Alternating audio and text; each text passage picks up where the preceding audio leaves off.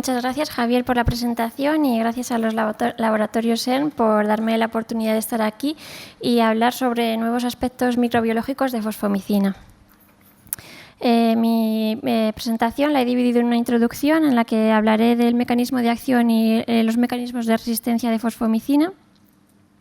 Hablaré sobre el estudio de la sensibilidad in vitro, sobre los últimos datos sobre combinaciones antibióticas con fosfomicina, tanto en gram positivos como gram negativos, y brevemente la actividad de fosfomicina en las biopelículas. Fosfomicina se descubrió en el año 1969 por un grupo español. Se aisló a partir de Streptomyces fradii, procedente de una muestra de tierra de la provincia de Alicante, aunque actualmente su producción es sintética. Su estructura química es muy sencilla, es una molécula de bajo peso molecular e hidrofílica y tiene un mecanismo de acción único actuando al inicio de la síntesis del peptidoglicano. Esto hace que, estas características hacen que sea un antibiótico óptimo para combinar. Se ha utilizado ampliamente por vía oral para el tratamiento de itus. Sin embargo, su uso por vía intravenosa es limitado y hay una falta de ensayos clínicos. Debido al aumento de bacterias multiresistentes con escasas opciones terapéuticas frente a las cuales fosfomicina mantiene su actividad, ha aumentado el interés y la utilización por este antibiótico. De hecho, en 2016 comenzó el desarrollo de fosfomicina intravenosa en Estados Unidos con el nombre de ZTI-01. Y actualmente tanto la EMA como la FDA están en trámites de revisión de información acumulada y la procedente de nuevos ensayos clínicos, sobre todo para establecer criterios comunes de utilización. Fosfomicina es un análogo del fosfonilpiruvato que se une covalentemente a la enzima MURA inhibiéndola y bloqueando la síntesis del ácido N-acetilmuránico. El hecho de que tanto cocos gram positivos como bacilos gram negativos necesiten este ácido N-acetilmuránico para la formación del peptidoglicano explica el gran espectro de acción de la fosfomicina. Es un antibiótico que actúa en el citosol de la célula bacteriana y va a entrar a la célula por dos transportadores, el UHPT, que es el que utiliza normalmente la glucosa 6-fosfato, y el GLPT, que es el que utiliza el glicerol 3-fosfato. Los mecanismos de resistencia se deben a la modificación de la diana MURA, a la inactivación del antibiótico por enzimas como FOSB en cocos gram positivos o FOSA en bacilos gram negativos. FOSA tiene interés a nivel clínico y epidemiológico por su carácter plasmídico y estará asociado a beta-lactamasas de espectro extendido o carbapenemasas. También se han descrito análogos de FOSA en el cromosoma de Pseudomonas, Klebsiella o Enterobacter. Sin embargo, la mayoría de aislados clínicos presentan resistencia a fosfomicina por reducción en la permeabilidad. Y esto se debe a mutaciones en los genes que codifican para las permeasas o mutaciones en los genes reguladores. Coli para que se afecte y se produzca una resistencia a fosfomicina se tienen que afectar los dos transportadores, tanto UHPT como GLPT. Y el hecho de que utilice principalmente azúcares para la obtención de energía, la resistencia a fosfomicina va a conllevar un coste biológico.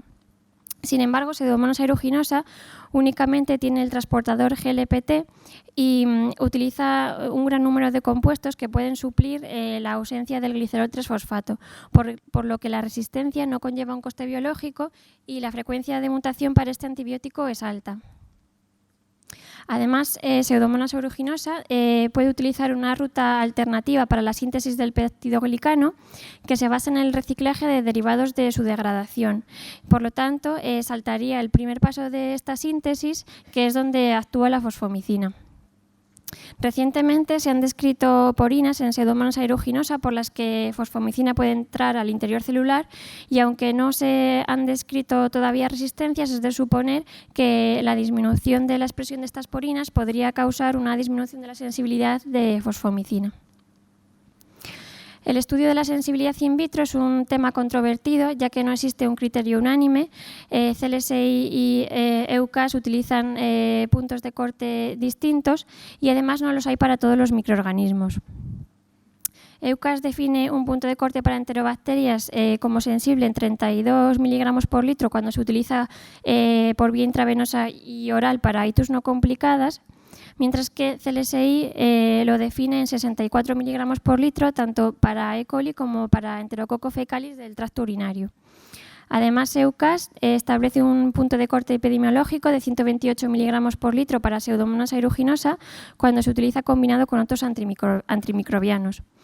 Esta tabla refleja un poco la falta de criterio unánime y la escasez de datos que orienten para el uso clínico de fosfomicina. CLSI y EUCAS recomiendan como método de referencia la dilución en agar suplementada con 25 miligramos por litro de glucosa. Sin embargo, la mayoría de laboratorios utilizan la microdilución por los métodos automáticos o los métodos de difusión con tiras y discos. Y se han descrito discrepancias de resultados entre las distintas metodologías. Muchas veces es difícil de leer los halos de inhibición de fosfomicina por las colonias que aparecen en el interior. Esta es una foto tomada de la guía de EUCAS, donde se orienta sobre la lectura de estos halos. Los 3 primeros casos serían aislados sensibles, mientras que el último sería un aislado resistente. Estas discrepancias y la dificultad de la lectura de los halos depende en gran parte del inóculo bacteriano que se utilice, ya que el agar utiliza un inóculo mucho más diluido que la microdilución o los métodos de difusión. Y esto hace que estos 2 últimos métodos puedan tener falsas resistencias y baja reproducibilidad. Este es un gráfico que ilustra el papel que juega el inóculo a la hora de determinar la sensibilidad a fosfomicina. Como sabemos, en toda población bacteriana existen mutantes resistentes, que aquí están representados en rojo.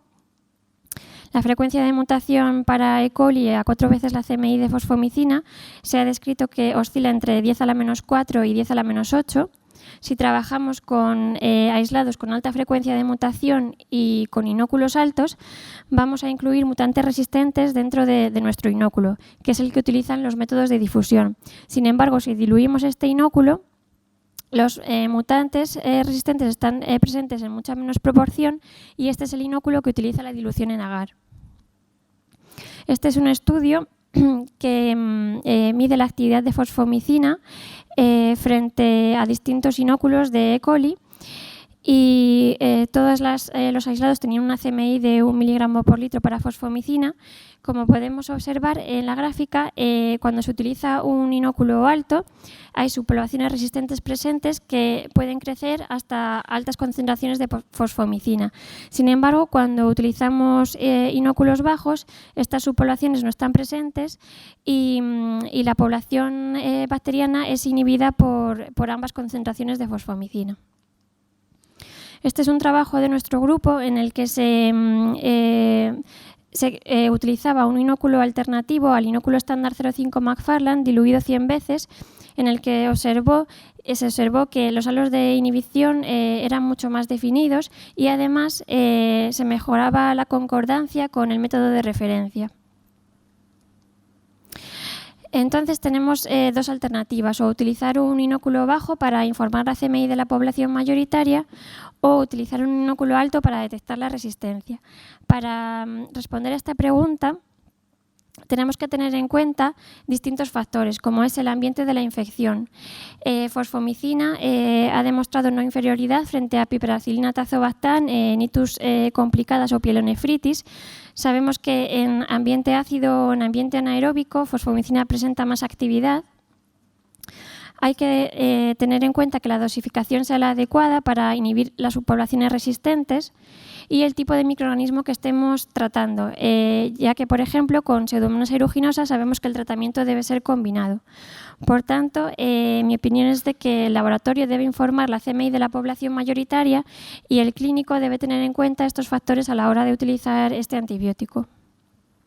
Respecto a las combinaciones con fosfomicina, este antibiótico es óptimo para combinar porque tiene un mecanismo de acción único, no tiene resistencias cruzadas ni antagonismos con otras familias y además se debe utilizar muchas veces combinado para evitar la aparición de mutantes resistentes.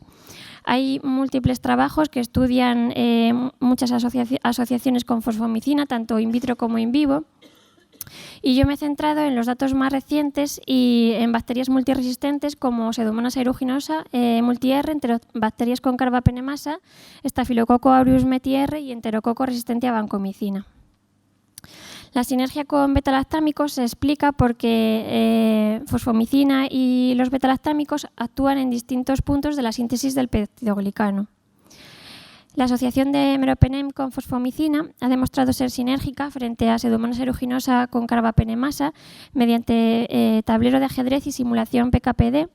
Según el índice que se utilizaba, entre el 80% y el 95% de los aislados presentaron sinergia. Y además, un mayor porcentaje de aislados alcanzó el objetivo PKPD para ambos antibióticos cuando se utilizaba de forma combinada. Este otro trabajo utiliza Pseudomonas aeruginosa con un alto inóculo en un modelo de fibra hueca y se observó que fosfomicina en monoterapia no era capaz de evitar la selección de mutantes resistentes. Sin embargo, la combinación fue bactericida y sinérgica y además se inhibía la amplificación de los resistentes. Ya se han descrito sinergias con ceftalozano, tazobactam y fosfomicina. Este es un trabajo del último Congreso Europeo que utilizó el método de las tiras cruzadas y se vio que el 85% de los aislados presentaba sinergia. Lo mismo se ha descrito con curvas de muerte. Y este es un caso de una meningitis por una Pseudomonas aeruginosa multiresistente tratada exitosamente con esta combinación. La sinergia con colistina se explica porque colistina permite que una mayor cantidad de fosfomicina penetre al interior celular y los últimos trabajos que he publicado frente a Klebsiella pneumoniae con carbapenemasa llegan a conclusiones similares. Que se debe evitar la monoterapia de fosfomicina o de colistina o en aislados sensibles, que la combinación es sinérgica y bactericida según la CMI o la sensibilidad de los antibióticos, teniendo mejores resultados cuando ambos antibióticos son sensibles, pero se podría obtener una acción sinérgica ajustando la dosificación. Esta es una asociación curiosa con el foscarnet, que es el ácido fosfonofórmico, que aparte de su acción antiviral es capaz de inhibir la enzima FOSA presente en el cromosoma de especies bacterianas como Pseudomonas, Klebsiella o Enterobacter. Y en este trabajo se utilizó la asociación con foscarnet en discos para ver la presencia de FOSA en aislados clínicos de E. coli. Respecto a los gram positivos, hay múltiples estudios y asociaciones, entre ellos la asociación con daptomicina. En ese trabajo se vio que era la combinación más efectiva frente a aureus, con modelos in vitro y con revisión de casos tratados con esta asociación. También se ha visto en modelos animales que la asociación es bactericida y sinérgica frente a aureus meti-R. En este trabajo se mejoraban las vegetaciones estériles y el inóculo bacteriano en las mismas. Este modelo PKPD vio que la asociación de daptomicina y fosfomicina era sinérgica frente a enterococo resistente a vancomicina. La asociación de fosfomicina con betalactámicos como ceftriaxona o imipenem presentan sinergia en modelo animal e in vitro frente a aureus meti-R con sensibilidad intermedia a los glicopéptidos.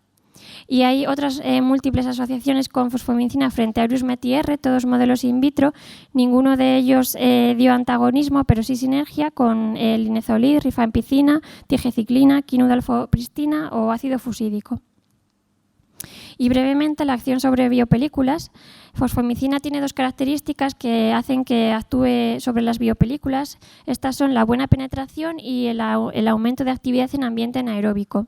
Se debe a que aumenta en este ambiente la expresión del transportador GLPT y mayor cantidad de fosfomicina puede entrar al interior celular. Esto ha hecho que se pruebe frente a biofilms de Pseudomonas aeruginosa procedente de pacientes con fibrosis quística. Hay modelos in vitro en los que se ve sinergia y estudios en fase 2 han demostrado seguridad y eficacia cuando se utilizaba inhalado para pacientes de fibrosis quística. Y para concluir, ha aumentado el interés y la utilización de fosfomicina, pero se necesitan criterios comunes de utilización. Existen discrepancias en resultados de sensibilidad según el método o los puntos de corte utilizados. El inóculo bacteriano es un factor a considerar. Existen múltiples combinaciones con fosfomicina, entre ellas con meropeneno, ceftolozano, tazobactam frente a Pseudomonas multiresistente o con colistina frente a Klebsiella pneumoniae y carbapenemasa. Se han descrito sinergias con el ácido fosfonofórmico y es de destacar su utilidad en biopelículas por el aumento de acción en este ambiente. Y ya está.